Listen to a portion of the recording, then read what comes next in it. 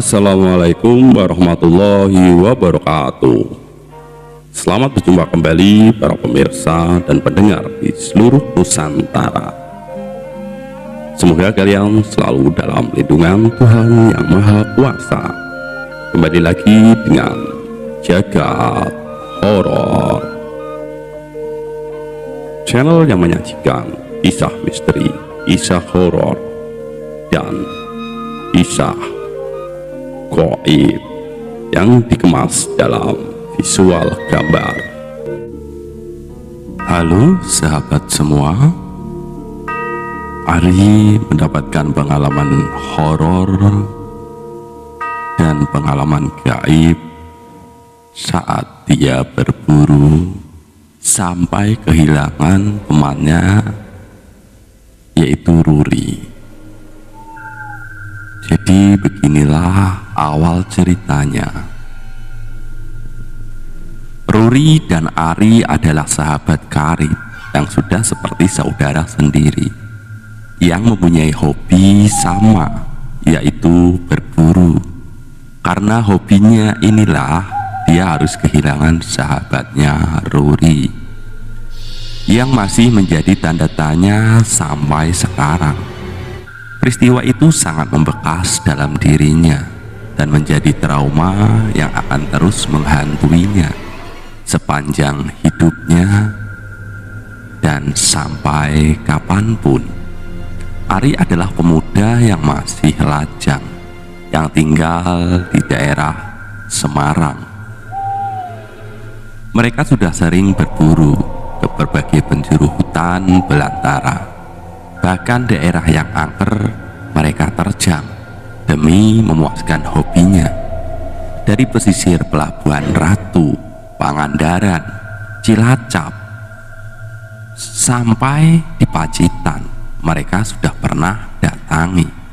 Bahkan sudah sampai Gunung Merapi, Merbabu, Lau, dan hutan-hutan di Gunung Kidul dan Wonogiri juga sudah mereka sambangi. Hampir semuanya sudah pernah didatangi. Hobi yang mahal itu sudah lama mereka jalani, dan berbagai tempat sudah mereka jelajahi. Bahkan kemana saja pergi, senapan angin mereka ini tidak bisa lepas dari mereka, seperti sudah menyatu. Sebagai penghobi berburu, alat-alat mereka ini belum ada apa-apanya dibandingkan punyanya para senior. Akan tetapi untuk ukuran orang awam, senapan gas, tas dan teropong, dan kostum berburu itu sudah sangat hebat. Senapan anginnya yang berkaliber peluru besar yang bisa membunuh sekelas kijang, menjangan, macan, babi hutan, bahkan terenggiling dan orang hutan. Dan masih banyak lagi buruan mereka yang pernah ia dapatkan. Pakaian dan tas loreng dan belati seperti tentara yang sudah siap bertempur kalau mereka akan berburu. Jeep Willys yang selalu menemani mereka juga dicap loreng dengan julukan si loreng. Mereka menyebut jeep mereka itu. Sore itu mereka sedang bersama. Kemudian Ari berkata, "Rur, bulan Desember akhir kan ada liburan kerja ya. Bagaimana kalau kita berburu?" Namun sore itu Ari terlihat tidak seperti biasanya.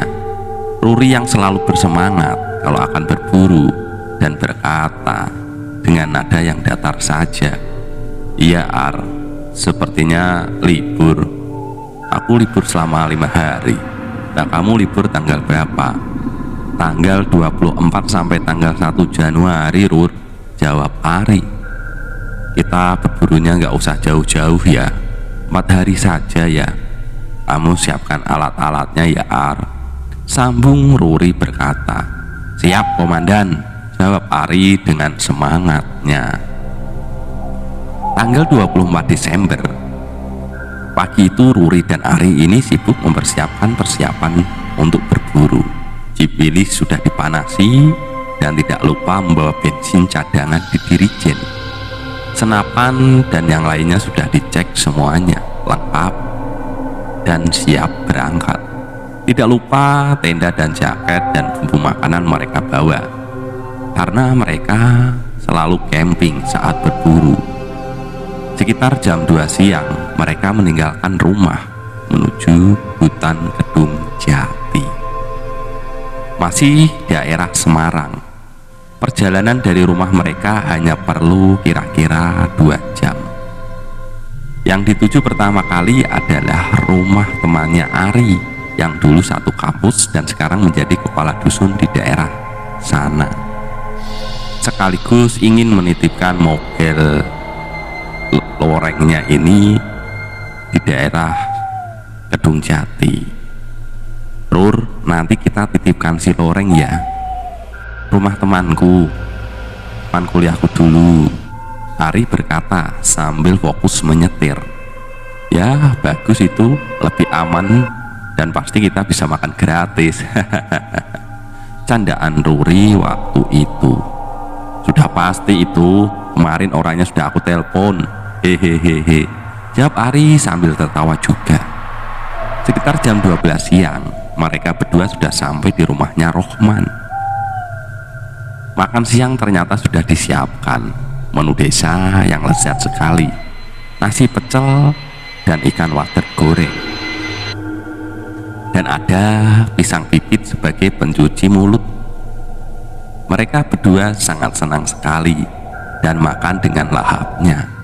Setelah selesai makan, bertiga ngobrol di depan rumah sambil ngopi, dan ada kacang rebus menemani, dan ada juga gorengan. Man, nanti jam 4 sore aku berangkat berburu bersama Ruri. Aku mau menitipkan mobil, ini kuncinya. Kalau kamu pakai silahkan, Ari berkata sambil memberikan kunci jeepnya. Betul Mas Rohman, saya dan Ari akan masuk hutan, jalan kaki saja, dan akan berkemah selama 3 hari, ujar Ruri sambil menyeruput kopi. Ari dan adik Ruri, aku berpesan pada kalian, kalau di hutan sini tidak boleh sembarangan. Kalian harus berhati-hati ya. Pilihlah hewan yang sudah tua-tua saja. Kalau masih anakan jangan diburu ya. Rohman berpesan kepada mereka berdua. Beres bro, hahaha. Ari menjawab dengan tersenyum. Setelah azan asar berkumandang sekitar jam 4 sore, mereka berdua berangkat masuk hutan untuk memulai berburu. Masuk ke tengah hutan dan melewati hutan karet di Kedung Jati itu. Katanya banyak hewan buruan yang bisa didapatkan di hutan itu. Ada terenggiling, luwak, garangan, babi hutan, dan kijang, dan masih banyak lagi. Dengan rangsel di punggung mereka, mereka berjalan dengan cepat. Karena sudah menjadi hobi mereka, makanya tidak akan menemui kesulitan saat membelah hutan lebat itu. Jalan semakin menyempit ketika mereka semakin masuk ke dalam hutan. Setelah beberapa waktu berputar-putar, tidak terasa waktu sudah mulai gelap. Namun inilah waktu yang ditunggu-tunggu para pemburu yang lebih suka waktu malam, karena hewan buruan akan keluar dari persembunyiannya untuk mencari makan, apalagi kawanan babi hutan yang selalu berombongan dan memudahkan untuk menembaknya. Pasti ada yang kena peluru. Mereka semakin menembus ke tengah hutan. Suasana sudah malam. Terdengar suara binatang penghuni hutan, seakan-akan memberitahukan kepada kawan-kawannya bahwa ada bahaya yang mengintai. Kalong dan katak buah pada seliweran di atas kepala mereka. Jangkrik hilang nyalinya ketika di sebelah rumahnya ada kaki raksasa yang melintas. Keduanya bersiap-siap dengan memfokuskan panca indera mereka. Kemudian mereka melihat ke segala penjuru. Ari menyenteri jam tangannya. Ternyata sudah jam 2 pagi. Sepertinya malam ini semua hewan merasakan ada bahaya yang mengancamnya. Satu pun tidak ada yang menampakkan dirinya. Walaupun begitu, mereka yang sudah berpengalaman dalam berburu tidak hilang harapan. Keduanya terus berjalan dengan mengendap-endap. Tidak lama kemudian, mereka mendengar suara aliran sungai. Ari dan Rory merasa senang, sebab menurut pengalaman mereka, apabila di dekat sungai itu pasti ada hewan yang sedang mencari minum. Benar saja, naluri dan feeling mereka, dari cahaya rembulan terlihat ada babi hutan yang sedang meminum air dengan asiknya di sungai itu. Rory mulai mengarahkan senapannya dan meneropong. "Rur, jangan ditembak, itu anak babi yang masih kecil. Jangan ditembak, Rur," teriak Ari. "Walah, gak apa-apa, dari tadi kita belum dapat buruan. Sebentar lagi pagi, lumayan bisa buat kita sarapan, Rur." Rory menjawab, masih tetap fokus pada buruannya. "Ingat pesannya Rohman." Ari masih mengingatkan. Dor! Belum selesai meneruskan ucapannya, Ari sudah melihat anak babi hutan itu menggelepar ke sana kemari dan akhirnya mati. Ari menatap dengan kecewanya, akan tetapi Rory ini tersenyum bahagia. Kemudian mendekati babi itu yang sudah tewas dan menyeretnya ke tempat yang agak lapang dan segera menguliti dan mencincang-cincang dagingnya. Ari kemudian mendirikan tenda dan mencari kayu bakar untuk membakar hasil buruannya dan juga membuat api unggun dari ancaman binatang buas.